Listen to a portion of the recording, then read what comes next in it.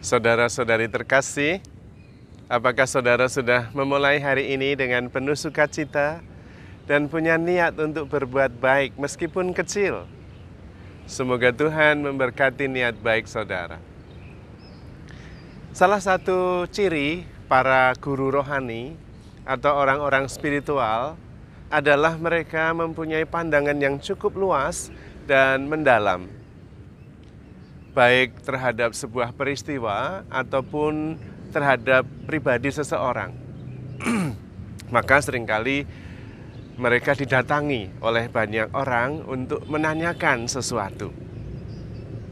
Mereka mempunyai pandangan yang lebih jelas, clear vision terhadap sebuah peristiwa, terhadap seseorang, apa yang dialami oleh seseorang. Seringkali bahkan dia bisa memprediksi berdasarkan apa yang dia persepsi. Mengapa demikian? Karena biasanya guru rohani tidak hanya mendasarkan keputusannya pada mata fisik yang dia punya, tetapi juga mata batin selain mata fisik, yaitu dengan berempati, dengan juga bisa menggunakan intuisinya, menggunakan perasaannya, menggunakan suara hatinya, memandang setiap peristiwa dan juga setiap pribadi secara lebih luas.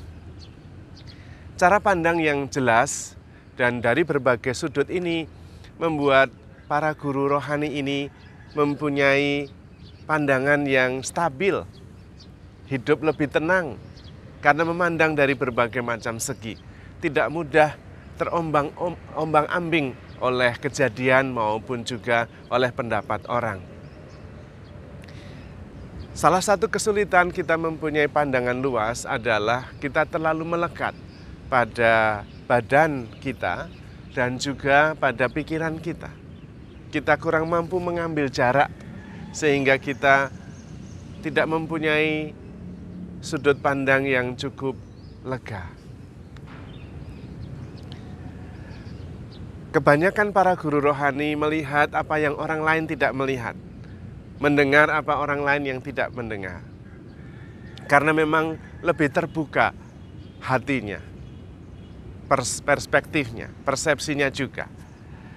Sehingga orang lain mempunyai mata tetapi tidak melihat, mempunyai telinga tetapi tidak mendengar.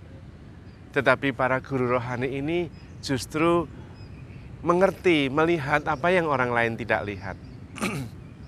Karena itu nasihat-nasihatnya seringkali dirasa tepat, bisa langsung mengena, karena memang berempati. Memandang bukan hanya dengan mata, tetapi juga dengan hati, dengan intuisi, dengan empati. To see without eyes, to know without mind. Bukan hanya dengan pikiran, tetapi juga dengan kesadaran, dengan perspektif kasih, dengan perspektif roh yang sangat luas sudut pandangnya. Biasanya mereka, para guru rohani juga mempunyai waktu hening untuk bisa lebih tenang dan memandang lebih jelas setiap peristiwa yang terjadi, baik dalam diri sendiri maupun juga di sekitar mereka.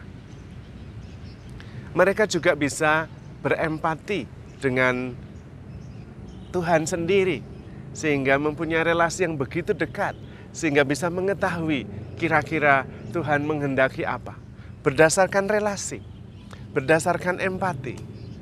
Dan itu sebuah pengenalan yang sangat dalam, sampai-sampai karena begitu dalamnya relasi mereka dengan Tuhan, bisa mengetahui kurang lebih apa yang dikehendaki Tuhan atas hidupnya dan atas hidup orang-orang di sekitarnya. Sebetulnya hal itu tidak begitu sulit untuk dialami. Cukup apabila kita mempunyai waktu yang rutin untuk berelasi dengan Tuhan, untuk juga mencoba berempati dengan hati Tuhan, dan mempunyai kesadaran seperti yang disadari oleh Tuhan sendiri. Dalam bahasa Santo Eugenius de Mazenod, pendiri OMI, dikatakan memandang dari sudut pandang Tuhan yang disalibkan. Santo Eugenius mempunyai pengalaman, dia seperti diangkat, ditarik ke atas kayu salib dan ikut memandang dunia dari sudut pandang Yesus. Dan karena itu yang ada di dalam dirinya adalah sebuah kerinduan, hanya kerinduan untuk menyelamatkan jiwa-jiwa. Begitu banyak orang yang melihat tetapi tidak melihat, mempunyai mata tidak melihat, mempunyai telinga tetapi tidak mendengar, mempunyai hati tetapi tidak mengerti. Dan karena itu Santo Eugenius berusaha untuk terus-menerus mengarahkan hatinya kepada Tuhan dan kemudian mempunyai empati, bisa merasakan apa yang dirasakan Tuhan. Dan kemudian bisa merasakan juga apa yang dirasakan oleh sesamanya.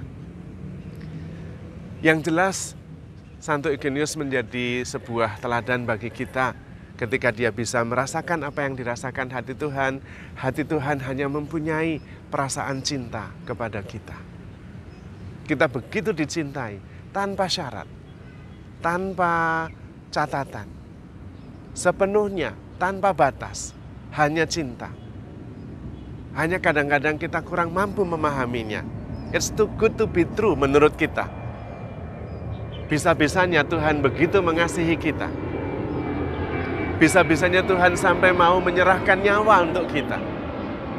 Kadang-kadang seringkali kita kurang mampu memahaminya. Memang akal budi kita tidak mengerti.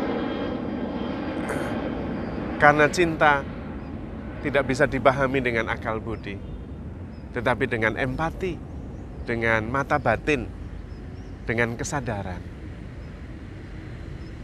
Kita begitu dikasihi oleh Allah melalui Yesus putranya. Dan ketika kita bisa memandang dunia ini dari sudut pandang Tuhan sendiri, hati kita juga akan penuh cinta kasih kepada sesama kita, kepada alam semesta. Yang utama adalah kesadaran bahwa kita begitu dicintai. Dari situlah kemudian kita mempunyai kekuatan untuk memandang dunia ini bukan hanya dengan mata fisik, tetapi juga dengan mata batin, dengan intuisi, dengan empati. Sehingga kita bisa merasakan apa yang dirasakan oleh orang lain juga. Dan karena itu kita juga bisa bertindak sebaik mungkin sehingga kita bisa memberikan yang terbaik dari yang kita bisa. Berawal dari ketulusan. Dan itulah para guru rohani. Karena itu mereka bisa lebih tenang hidupnya. Bisa memandang dengan sudut pandang yang lebih luas. Tidak mudah terombang-ambing oleh peristiwa-peristiwa yang terjadi setiap hari. Tetapi mampu melihat lebih dalam. Sehingga bisa muncul kebijaksanaan, kejelasan dalam berpikir dan bertindak. Kita mohon rahmat Tuhan untuk menyadari betapa besar cinta Tuhan kepada kita.